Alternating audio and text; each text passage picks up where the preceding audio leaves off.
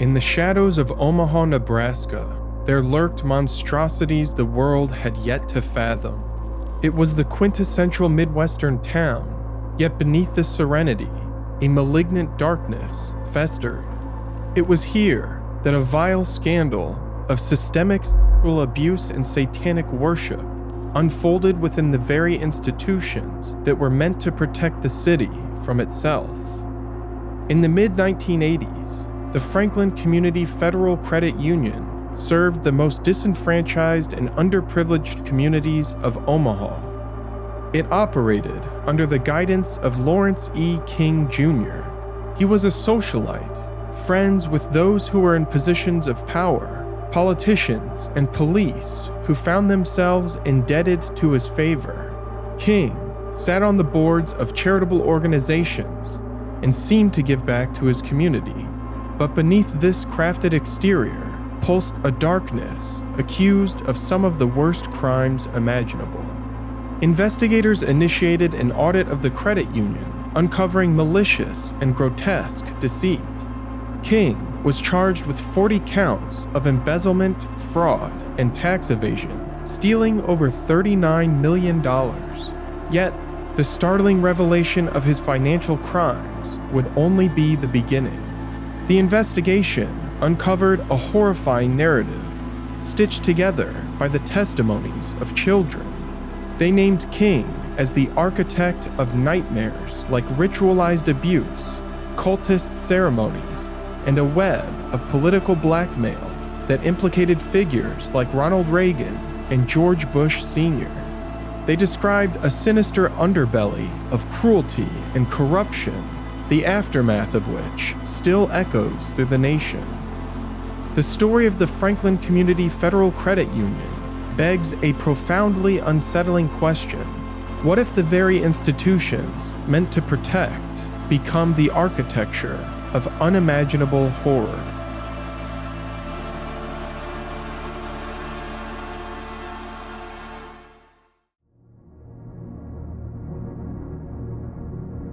The Franklin Community Federal Credit Union was established in 1968 with the intention of making credit accessible to the African American community of North Omaha.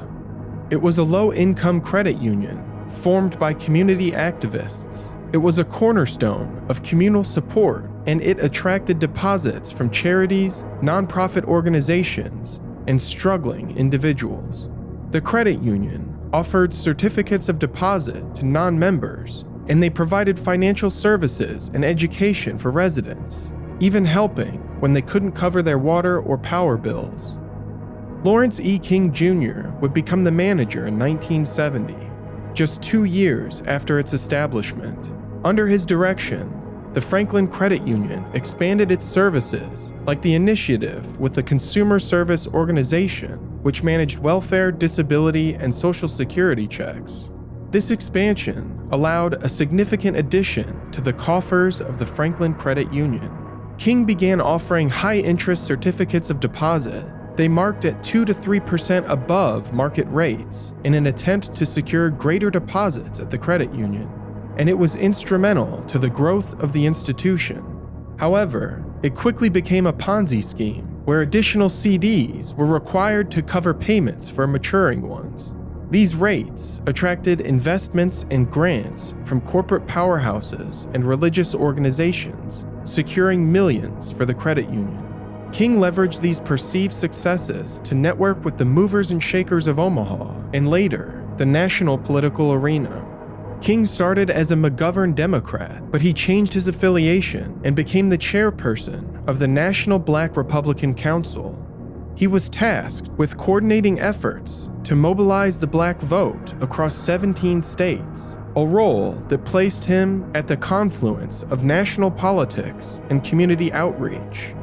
King was a rising star of the GOP. He sang the Star-Spangled Banner at a Republican event in 1982 that was attended by President Reagan, and he sang the national anthem in 1988 at the RNC in New Orleans.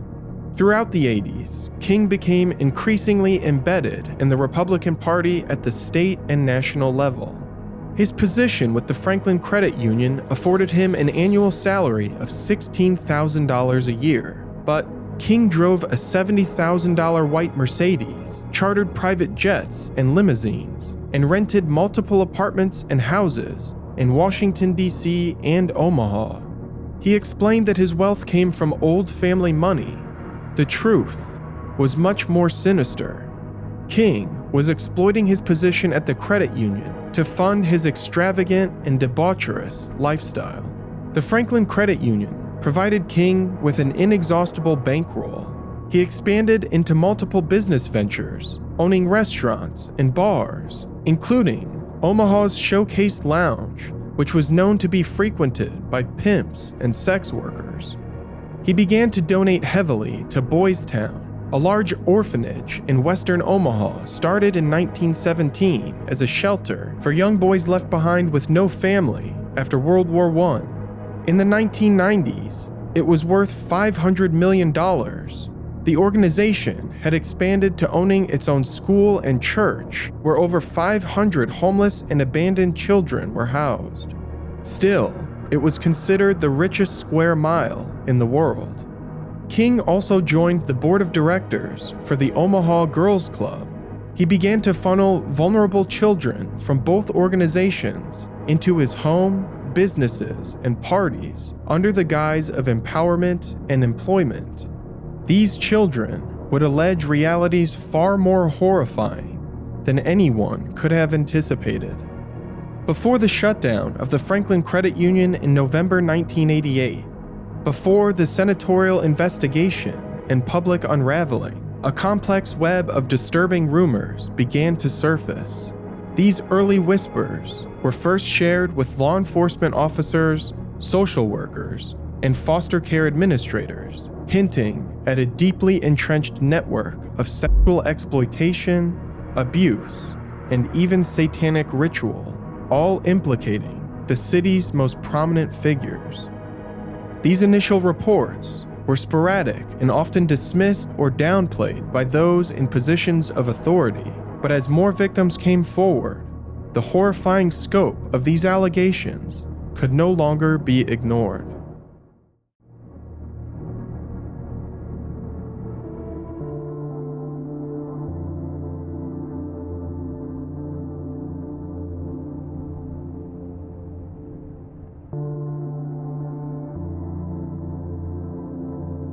On June 10, 1985, a social worker with the Nebraska Department of Social Services received a call from the Sheriff's Department in Washington County. Records indicate the call was about child abuse complaints under the foster care of Jarrett and Barbara Webb. Jarrett was a board member of the Franklin Credit Union, and Barbara was Lawrence King's cousin.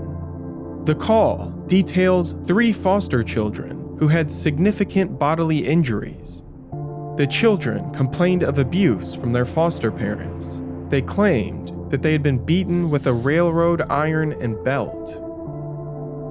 The Webbs fostered 9 children, and more than half had run away from home in the past. During later investigations, DSS would remove several siblings from the home after reports from 6 of the children that they had been stripped nude and beaten for extended periods of time, and they had been denied meals. Unfortunately, the abuse didn't stop there. One victim, Lisa Webb, told Jane Tooley of the Sheriff's Department that she had been sexually abused since the age of 9. The Washington County prosecutor, Patrick Tripp, didn't believe Lisa's testimony. He required that she take 4 separate polygraph tests. She passed all 4 times, but Tripp attempted to discredit her, claiming that her story was too fantastical to be real. Tragically, this pattern of skepticism and disbelief would be a trend among investigators and prosecutors. Other children in the Webb home claimed to have found graphic images and videotapes, some portraying underage victims. They reported hearing that these materials had been produced and provided by Lawrence King. Julie Walters, a youth care worker at Boystown, developed an extensive 51-page report based on interviews with Nellie and Kimberly Webb. She had extensive experience working with children who had suffered abuse, and she emphasized that the Webb children seemed truthful. Their narratives shared a remarkable level of detail, thematic consistency, and implicated figures, only enhancing their credibility. Nellie Webb reported that King would attend parties at the Omaha Girls Club, or he would throw parties at his home. King would call the Webbs and tell them to provide one or more children who would be forced to attend. She claimed the parties were attended by 30 adult patrons seeking the company of sex workers and children who were commingled. They would pay money, and the encounters would happen in communal areas, side rooms, or bedrooms. Horrifyingly, Nellie spoke about King flying her to Chicago, New York, and Washington, D.C., where she met significant political players, including Vice President George Bush Sr. She described that these parties had countless bodyguards, admission key cards, and pat-down security, and behind closed doors, she saw powerful politicians engaged with young male sex workers. The Walters Report was given to the Department of Social Services in 1986, but there seemed to be little, if any, investigative interest. Barbara and Jarrett Webb lost their foster license, but they were not subject to any criminal charges for the abuses perpetrated. Separately, a 17-year-old girl and her mother filed a report with the Omaha Police Department after participating in an illicit photography session. The photographer, Rusty Nelson, approached the 17-year-old to be his subject for a European portfolio he was developing. The girl and her mother followed Nelson to his apartment for a 5-hour session where Nelson made inappropriate remarks and attempted to convince the girl to pose nude. The girl's mother noticed several nude photographs in the studio. Many of the subjects appeared to be minors. Officer Carmian interviewed the two women about the exploitation attempts of Rusty Nelson. They claimed that Nelson spoke of being self-employed, but regularly spoke of someone he called the boss. Investigators arrived at his apartment, and they found it had been vacated just 9 days after the initial report. The lease for Unit 3B in the Twin Towers apartment complex was registered under the name Lawrence King. When the FBI spoke with King, he said he had evicted Nelson when he heard about the incident. Officers discovered that King rented several units in the Twin Towers complex, including the penthouse, and an interview with the building manager revealed rumors that King was a heavy drug dealer with a preference for young boys. Nelson would later contend that King used his deep bankroll to make the investigation go away. Nelson would not be indicted on these charges, and he would disappear for several years before making critical contributions to the investigation in 1990. In 1988, Officer Carmian was dispatched to interview Shawnetta Moore, a 15-year-old girl whose testimony involved the same themes, players, and patterns of abuse, pointing again to a broad exploitation network within the city of Omaha. Moore was located at Richard Young Hospital, where she had told her therapist that she was the victim of nude photography and suffered at the hands of powerful men committing satanic rituals. Moore reported that she was friends with Kimberly and Nellie Webb, and that it began when all three of them were earning money by modeling for an unnamed photographer who was likely Rusty Nelson. Moore claimed that many of those photographing and purchasing photographs were leaders of the North Omaha Girls Club. She claimed she was coerced with threats of violence, and that she reported the photography network to law enforcement and the superintendent of her school, Deward Finch. Finch was mentioned in previous testimony as a friend and frequent visitor of the Webbs, and nothing came from her criminal report. Moore reported that she was gradually introduced to ritualistic parties where kids were drugged. She described graphic and indecent acts performed by men at these parties, and she identified Lawrence King by name. She claimed that many of these ritualistic parties occurred at a home owned by King on Wirt Street. The investigating officer drove to the area and saw King's name printed on the awning of the home. The officer's report indicated that Moore seemed reluctant to trust, especially when King's name was mentioned, and it wasn't until later in 1988 that she was completely forthcoming. Her disturbing testimony about satanic ritual and abuse was later collected and entered into the Franklin Committee's senatorial investigation and report. Shawnetta Moore's testimony included descriptions of the homicides of several children, and she named King as a leading participant. She attended parties that were identical to the testimonies of the Webbs.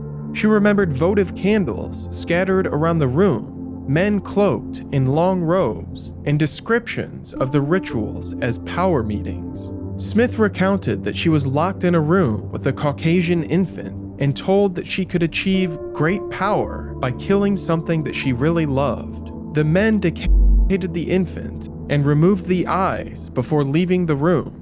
Smith stayed in the room overnight and described hearing whippings and beatings in the building. She was released the next day and told to return for the next power meeting. In fear for her life, she complied, and she saw the superintendent of her school and Lawrence King in attendance. She described 5 other instances of ritualistic sacrifice, the details of which are more graphic than those already cited and included prolonged acts of dismemberment and cannibalism. Officer Carmian took these initial reports and told doctors at the Richard Young Hospital that he would return for more information. However, he never did. Carol Stitt later recounted to the Franklin Committee that caseworkers, employees, and therapists called Carmian requesting that he return because Smith was still sharing new accounts. Senator Ernie Chambers would uncover that Carmian had been transferred out of investigations. Chambers would recall, "I felt he'd been transferred because he was getting too close to something, and his superiors did not want him to continue." Some questioned Moore's credibility. She had been hospitalized and suffered severe psychological trauma, and law enforcement reported that she had a history of bizarre interactions with officers. However, the Foster Care Review Board Executive Director, Carol Stitt, believed her testimony was highly credible. The chronology and the details were concrete, and they overlapped in detail with the Webbs, all of whom implicated Lawrence King. But this was only the beginning. Carol Stitt believed that the Omaha Police Department was failing to investigate thoroughly, or had even resorted to intimidating and discrediting witnesses. They seemed determined to make these stories go away. But still, the reports continued to grow in number. In May 1988, Kirsten Hallberg, an employee at Richard Young Hospital, reported 7 additional witnesses who had similarly horrifying and disturbing accounts connecting back to Lawrence King, accounts that would soon be made public.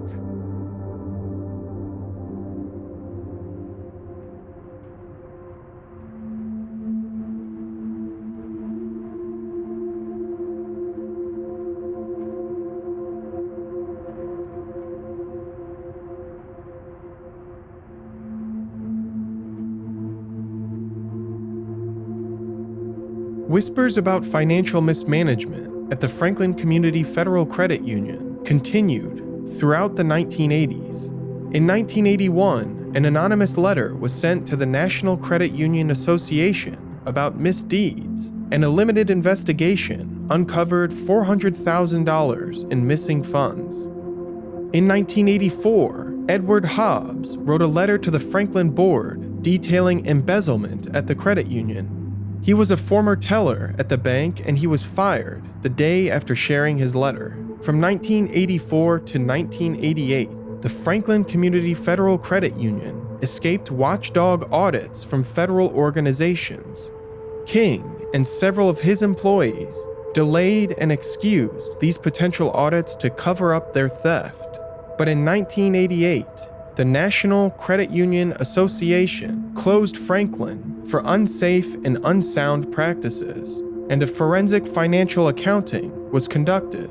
1 week later, they announced that millions of dollars of high-interest certificates of deposit had been hidden from federal examiners in the past.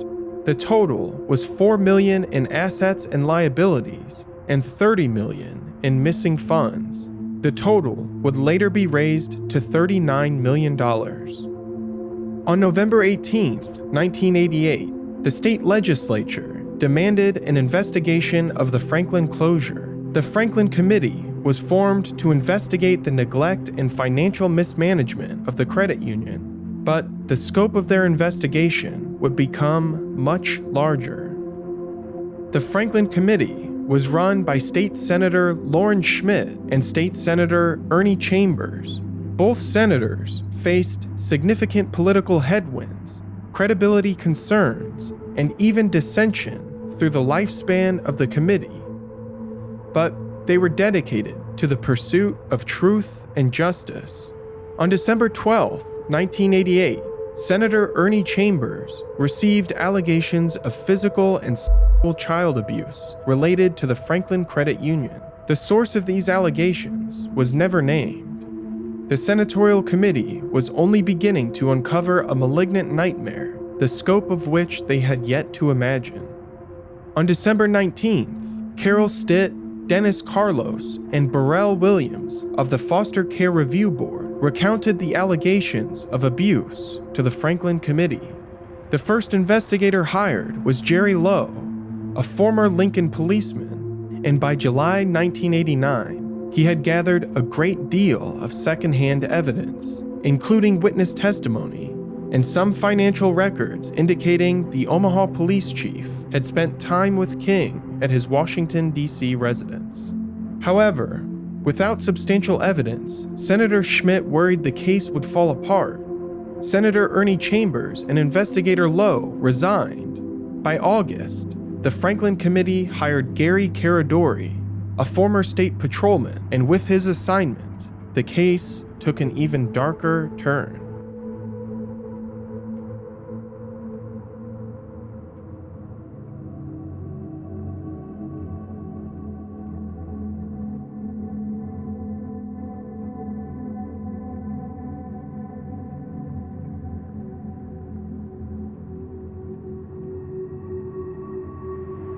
Gary Caradori made public appeals for information, calling for victims to come forward. He networked with disgruntled social workers and advocates to identify potential victims who were hesitant to come forward. Despite the resistance and skepticism of law enforcement, he made connections with Omaha police officers and agents who reported on abuse. This holistic approach, combined with previous evidence, allowed Caradori to find and identify victims who were willing to go on the record. 4 victims allowed their testimony to be video and audio recorded. They were Alicia Owen, Troy Boner, Danny King, and Paul Bonacci. Caradori and his assistant Karen Ormiston interviewed 21-year-old Alicia Owen at the Women's Reformatory in York, Nebraska. Owen was reluctant to involve herself initially, but on November 7, 1989, she told Caradori that she had become involved with Lawrence King in August 1983, when she was just 14 years old. Troy Boner and another boy from Boystown had invited her to a party at King's penthouse in the Twin Towers complex, just a few floors away from where photographer Rusty Nelson had been investigated. She identified prominent businessmen like Alan Baer and Harold Anderson, and the police chief, Robert Wadman. The following accounts are deeply disturbing. While her first party was in August, Owen attended multiple parties at the Twin Tower penthouse. They had fewer than 10 adults, with nearly twice as many minors, reportedly around the ages of 14 or 15. The same men were often in attendance. These parties were well stocked with drugs and alcohol, and the room featured a television set which played pornography. Owen remembered seeing many boys in varying states of dress. The boys would often be sitting in the laps of men. Attendees would retreat to back bedrooms, or other times, the abuse would occur in the main room in front of others. Owen described being assaulted by Police Chief Wadman on multiple occasions. During her taped recounting, she would request moments to stop and regain her composure. She claimed that Wadman is likely the father of her child. Owen confirmed what many of the other testimonies had already stated. She recounted private flights with King to Los Angeles, where she was victimized by violent men. This story would be corroborated by another witness interviewed by Caradori. When asked about satanic activity, Owen described a house in Leavenworth where a pentagram was painted on the kitchen floor. The home was filled with demonic pictures, and she mentioned a man named King's Horses who frequently attended the parties and oversaw King's dirty work. She claimed that King's Horses was deeply involved in occult ritual. Rusty Nelson and Lawrence King directed photography sessions at many of these parties, and Owen was forced to participate or receive physical beatings. She speculated that Nelson kept the negatives of these sessions to blackmail King. With the resulting testimony from his first witness, Caradori would recommend 62 individuals and documents to be subpoenaed, and he provided a list of alleged perpetrators, including Lawrence King, Police Chief Wadman, Harold Anderson, Alan Baer, Superintendent Deward Finch, Peter Citrone, and Judge Theodore Carlson. Caradori was directed by Owen to speak with Troy Boner. He visited Troy's mother, who described him as a boy with a great weight on his shoulder who was unwilling to share. On November 25th at 4 a.m., Troy called Caradori and the two spoke for an hour. Troy seemed paranoid, interrogating Caradori on his intentions and affiliation with law enforcement. When Troy began to share that he had been abused and deeply scarred by what happened, Caradori insisted that they not discuss it over the phone, and the two agreed to meet the following day. Caradori videotaped the conversation with his second witness on November 25th, 1989. Troy corroborated much of Owen's testimony, although some dates did not match. He confirmed that he had witnessed Police Chief Wadman assault Owen, and he named many of the same locations that Owen had mentioned. Troy explained that it began when he met Alan Baer in 1983. Another boy had taken him to an apartment on the second floor of the Twin Towers complex and introduced him to Baer, where he was abused and paid several $100s per meeting. Baer gave a picture of Troy to Lawrence King, and King approached him at the Max Bar, a prominent bar in the gay community. King paid Troy for similar abuses, and King moved Troy into a Travelodge Inn for 3 weeks, where the two met almost every afternoon. Troy would eventually be moved to an apartment owned by King, where he and other minors were frequently abused. In May 1985, Troy recruited another minor, Danny King, and introduced him to Baer just as he had been introduced. Troy, Danny, and Owen would frequently be flown on private charter planes or directed to take commercial flights to California, where they met with sadistic pedophiles. Troy claimed that some minors were not on return flights, and he assumed they had been sold or killed.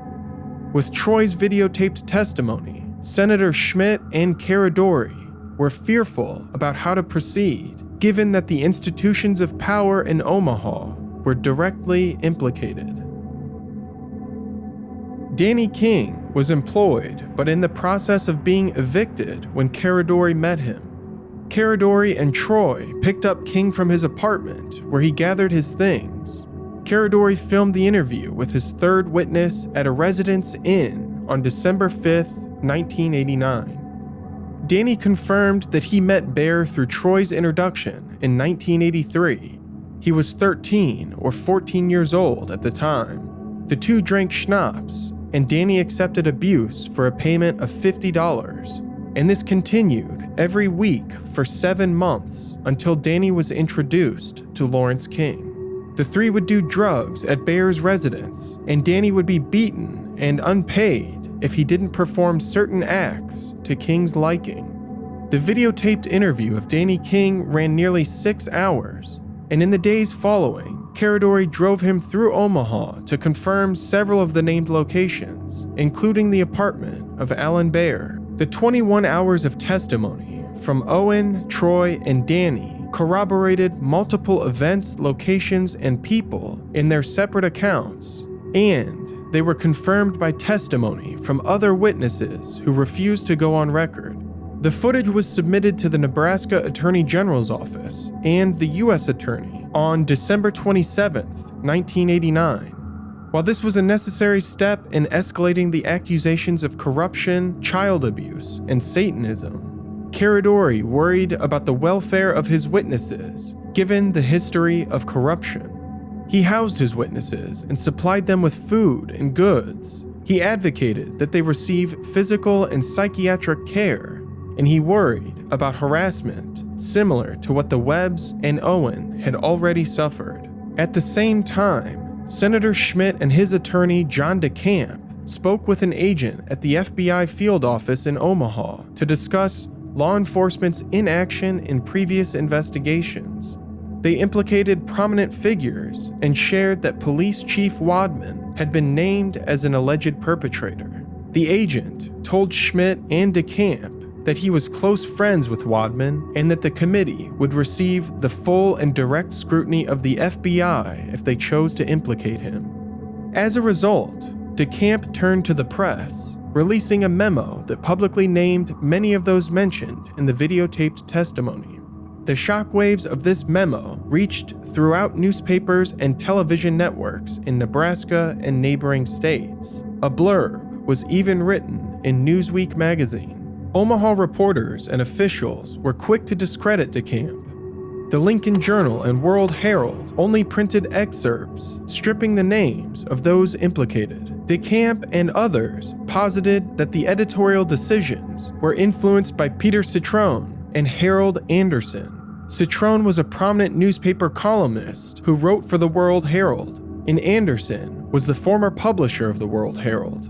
Both were implicated in the child abuse allegations.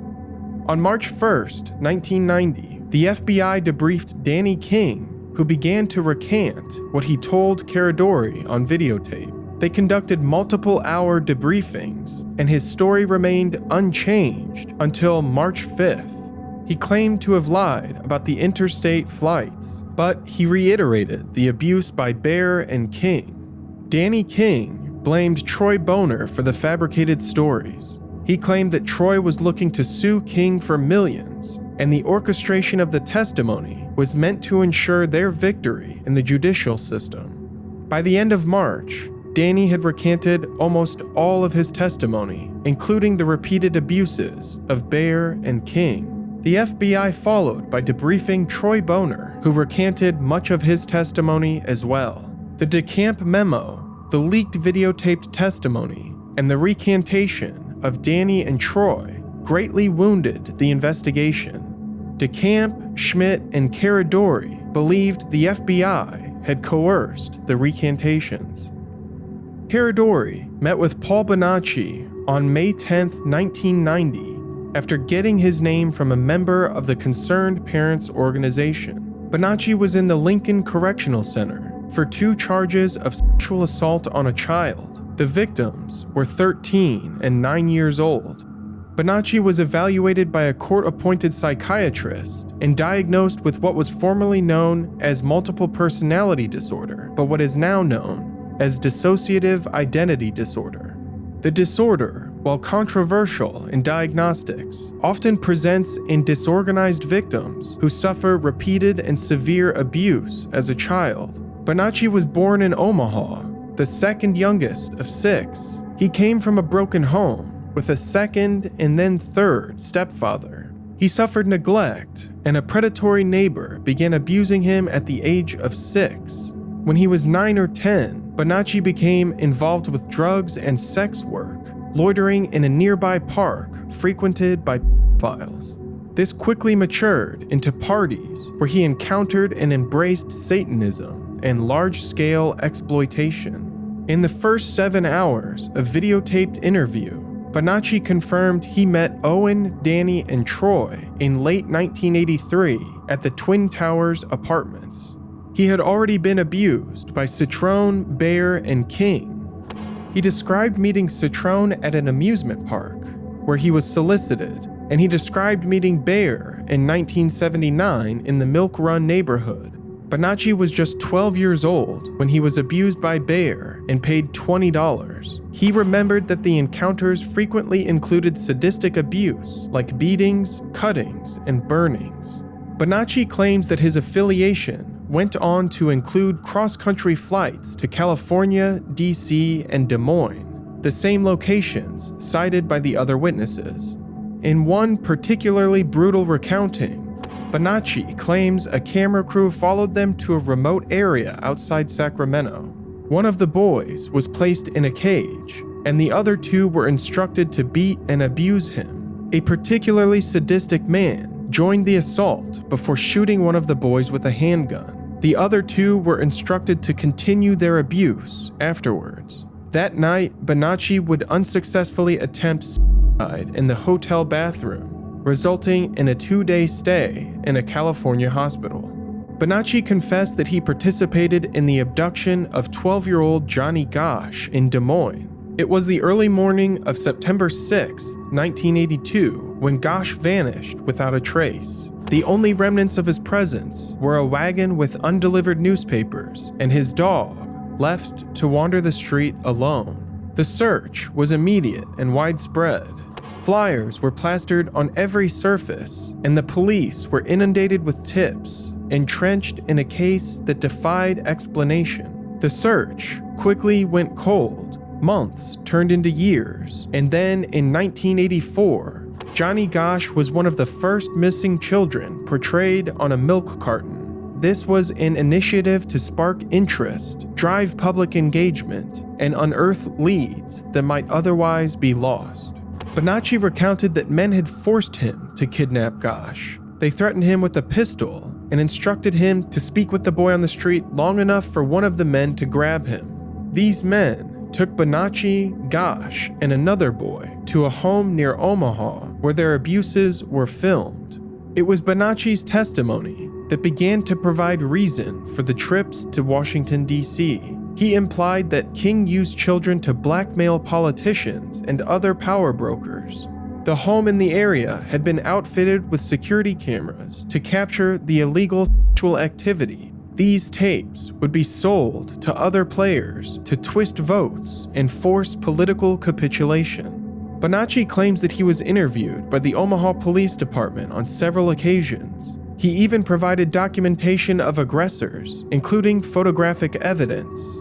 However, nothing came from these investigations. Bonacci and Owen suggested that Caradori pursue Rusty Nelson, who likely had a surplus of photographic negatives. They could secure physical evidence of their testimony. On July 9, 1990, Caradori flew a 1984 single-engine Piper Saratoga from Lincoln to Chicago with his 8-year-old son. They were going to attend the MLB All-Star Game. Caradori told his wife that he would be meeting Rusty Nelson while in Chicago.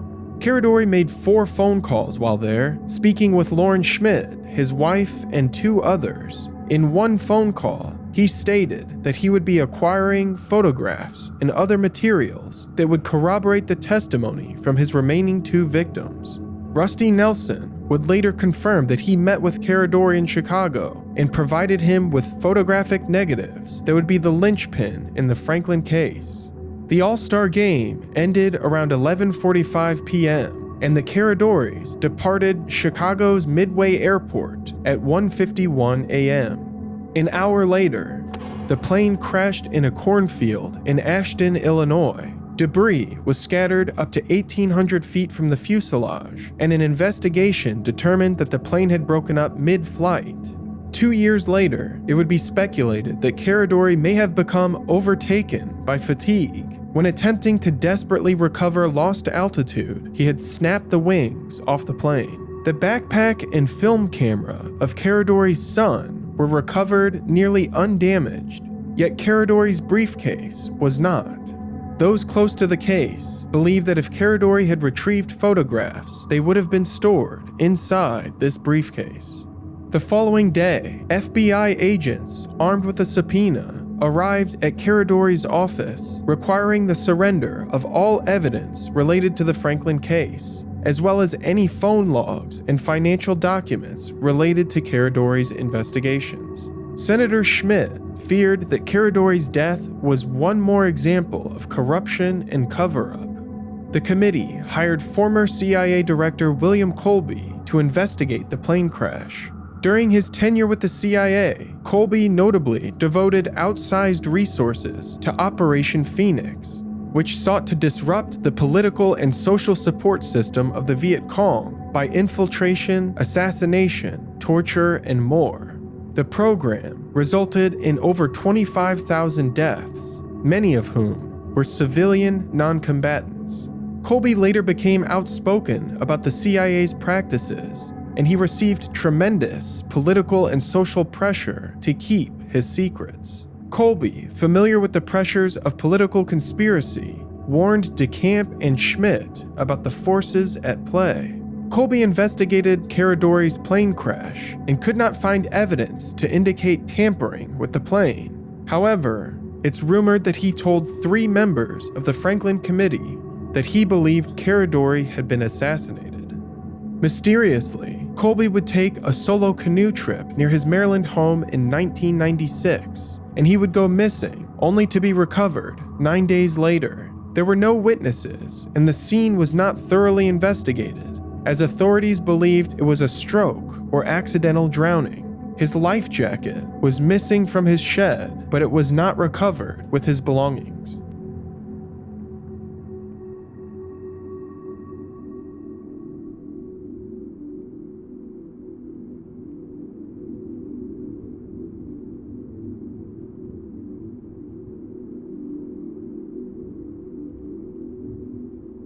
The purpose of the Douglas County Grand Jury was to judicially review the Franklin-related child abuse allegations.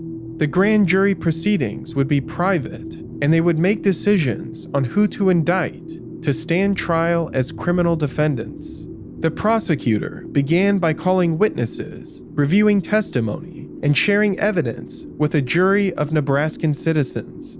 They began by reviewing the earlier allegations of the adopted Webb children, and they released an interim report that would be used to indict Jarrett Webb on third-degree sexual assault charges against his adopted daughter, Lisa. This interim report was released to ensure charges could be filed before the statute of limitations expired the possibility. The grand jury spent the majority of their time reviewing Caradori's videotaped interviews. The witnesses themselves appeared before the grand jury, and Danny and Troy upheld their recantations. Their testimony was meant to discredit Owen and Bonacci. Troy claimed that Owen had called him and fed him the information contained in his 7-hour taped interview, and Danny echoed these claims during his short time on the stand. Owen spent 2 days testifying, and she was questioned about her history of psychiatric hospitalizations, drug use, financial fraud, and more. Bonacci testified, but his history of sexual offenses and psychiatric diagnosis greatly damaged his credibility. The Douglas County Grand Jury released its final report on July 23, 1990, less than 2 weeks after Caradori's death. The subsequent publication of the World Herald read, "Grand Jury says abuse stories were a carefully crafted hoax." The report claimed that child abuse allegations related to King were nothing more than rumor. It claimed to have found no evidence of any children being transported on interstate flights, despite passenger manifests and pilot interviews missing from admitted evidence. The report concluded that Lawrence King had used money to solicit and procure men in their late teens and early 20s, which was considered adult pandering. King was not prosecuted because of the pending federal financial case that would result in his conviction. Instead, the jury indicted Alicia Owen on 8 counts of perjury, Paul Bonacci on 3 counts of perjury, and Alan Baer for 2 counts of adult pandering. In 1991, King was convicted of embezzling over $39 million from the Franklin Community Federal Credit Union. The court found him guilty of making fraudulent financial transactions and misappropriating funds, which led to the credit union's insolvency and subsequent federal takeover. King was sentenced to 15 years in prison, a judgment that aimed to hold him accountable for the financial damages his actions caused. In addition to his prison sentence, King was ordered to make restitution, although the prospect of recovering the embezzled funds was considered slim due to the scale of his theft and his depleted resources.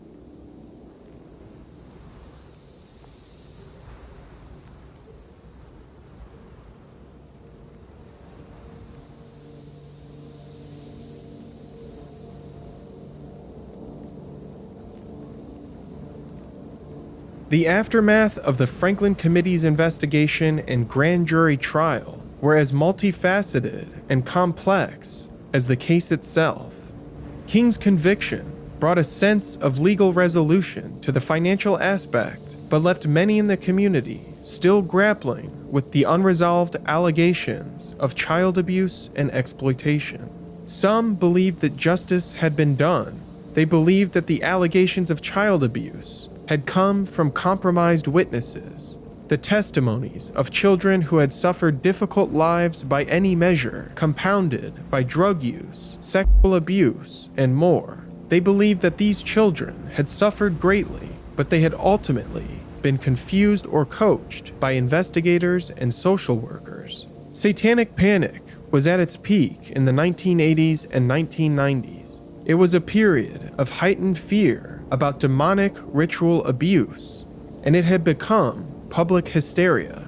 In short, they believed that the stories were too salacious and sensational to be true.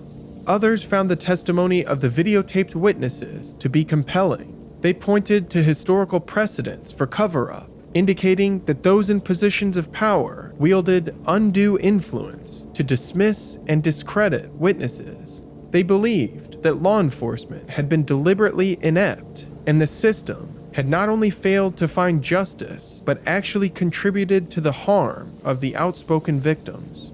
In 1994, a British television company known as Yorkshire Television produced a documentary titled Conspiracy of Silence. The documentary was developed in cooperation with the Discovery Channel. It sought to publicize and explore the allegations of child abuse and exploitation surrounding the Franklin scandal. It was scheduled to air on Discovery, and the event was printed in the TV Guide for its debut time slot. At the last minute, the Discovery Channel unexpectedly pulled the documentary from the broadcast schedule shortly before its airing. While the official reason was not named, it's believed that legal and political pressures were responsible. The suppression of the documentary is one more talking point for those who believe the Franklin scandal was the result of a widespread cover-up. Additionally, there are 15 suspicious deaths connected to Franklin. Bill Baker was a restaurant owner in Omaha. Baker knew King and was a partner in his pornography operations. He was found shot in the back of the head. Sean Boner was the brother of Troy Boner. In 1991, Sean was just 20 years old when he was found with an accidental gunshot wound to the head. Investigators told reporters that Sean had fired the weapon himself. He was found slumped on the couch. Sheriff Pat Thomas claimed that it appeared Sean had been drinking and must have believed the gun was empty at the time. Aaron Owen, brother of Alicia Owen, was found hanging from a ventilator by a prison-issued bedsheet in 1990. He was serving a 4 to 7 year term for several charges, and he died in his cell just hours before one of Alicia Owen's court dates. Claire Howard was Alan Baer's former secretary. She had access to his schedule and personal information, revealing his attendance of King's parties and prior relationships with underage boys. She mysteriously died in her sleep in 1991. Several of King's former associates perished under suspicious circumstances. Dan Ryan was found suffocated in his vehicle. Charlie Rogers was shot with a shotgun, which was ruled a suicide. Joe Malek was found with a gunshot wound, which was also ruled a suicide. Curtis Tucker was thrown or jumped from the window of a Holiday Inn. Others, who were only tangentially related to the case, also had bizarre circumstances of death. Mike Lewis was a caregiver for Shawnetta Moore. He died of a severe diabetic reaction. Bill Skoleski was an Omaha police officer who had been conducting his own investigation into King, and he died of a cardiac event. Kathleen Sorensen had fostered Nellie and Kimberly Webb after they left the care of Jarrett and Barbara Webb. Sorensen died in October 1989 in a two-car collision just 2 miles east of Arlington, Nebraska. Sorensen collided with another vehicle when it crossed the center line and hit her head-on. Lastly, Harmon Tucker, who supervised vocational schools in the area, was reported missing on October 18, 1988. He was found on November 1st along a logging road 1,400 miles away from Omaha. Tucker was found by hunters with a .22 caliber gunshot wound to the head, just a few miles away from hunting grounds frequented by Harold Anderson. The circumstances surrounding these deaths forge an alarming pattern, and they underscore the chilling possibility that these were calculated acts. What truths were buried with the deaths of these individuals, and what truths were still waiting to be uncovered? In the years following the Franklin scandal, Paul Bonacci served his time for his convictions. He filed a federal suit against Lawrence King and won because King refused to appear in court. Bonacci was awarded a $1 million settlement, but it's unclear how much of this money, if any, was ever collected. In 1997, Noreen Gosch had survived a divorce and moved into an apartment on her own. It was 15 years after the disappearance of her son, Johnny Gosch, and she was trying to put the pieces of her life back together. She claims that 2 men appeared at her door in the middle of the night, and she recognized one of them as her son almost immediately, which was confirmed when he revealed an identifiable birthmark on his chest. Gosch traveled with another man who spoke very little. He didn't mention his living situation or the abuses he had suffered, but he did confirm much of Paul Bonacci's story about his abduction. They only spoke for a few hours before Gosch left, claiming that he was on the run from his abductors and he would not be safe until the perpetrators were brought to justice. Paul Bonacci is 57 years old now. He has a family of his own, and he still lives in Nebraska. He was briefly interviewed in 2023 about the aftermath of the Franklin scandal and the Gosch abduction. Bonacci confirmed Noreen's story. He claims that he has been visited by Gosch between 15 and 20 times, the last being in 2018. He stated that Gosch is afraid to come out of hiding, afraid that his name will be added to the list of suspicious deaths. As long as Gosch lives, so does a version of the truth. The aftermath of the Franklin scandal remains unresolved, a sorrowful litany of unanswered questions. Although King was convicted for embezzlement and conspiracy to defraud the United States, the deeper, more disturbing accusations of systemic sexual abuse, corruption, and ritualistic worship remain. The question of whether the truth was inherently hidden or deliberately obscured remains one of the Franklin scandal's most enduring mysteries. It is a haunting reflection about the nature of power and the potential for darkness. It's a chilling reminder that the very institutions designed to uncover the truth can sometimes seek to obscure it.